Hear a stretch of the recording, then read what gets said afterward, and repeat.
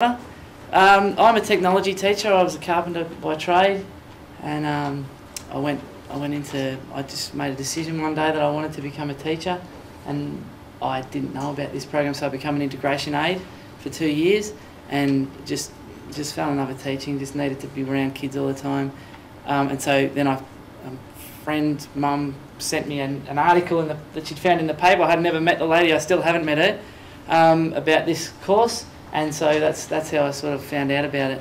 I'm going to quickly run through my presentation. Now, I've deleted most of the stuff that has anything about theorists in it because I don't think you want to hear much more about it for today, and I don't really want to talk to you about it. But there's still a few little references to it because I thought they might be a little bit relevant. Now, is this one of those? Yeah, just hit it. Okay. Oh, learning about learning. Maybe a bit harder. Learning about learning is my heading. I just thought I might say this. Headings I find very, very valuable. That's not a very special one, but if you start a unit with a heading, I know it's very simple, but if you start with a bit of zip and a bit of pizzazz, it's all Broadway, you know. I find it to be all show teaching.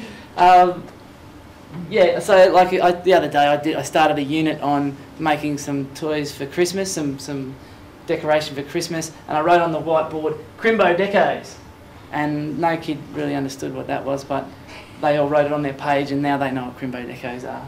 That's, you know, that's probably a lame example, but I sort of try and run with that as I go. If you punch it. Okay. This is a part of my pedagogically creed.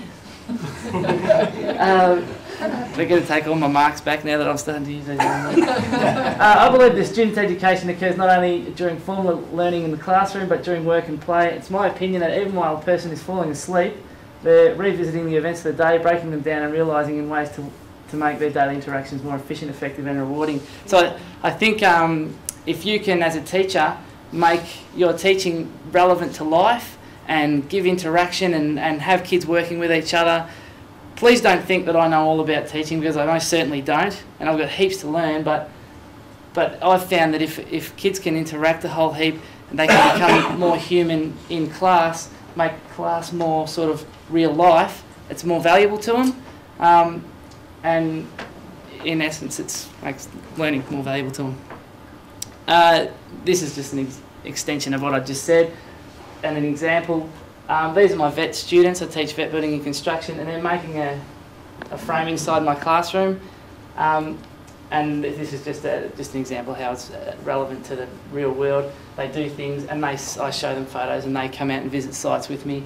And what they do is, I don't think they really want to do classroom stuff when they're doing vet. They want to do building stuff, and they want to use building terminology. And I suppose that's because those are the kids that have chosen to be there. Earlier classes, year 7s and 8s, that don't get to choose. In a technology class, you might find people that don't want to be there as much, so it's probably harder there, but that's just an example. Here you go. You like that, Rod? Dewey. I believe that education, therefore, is a process of living and not in preparation of future learning.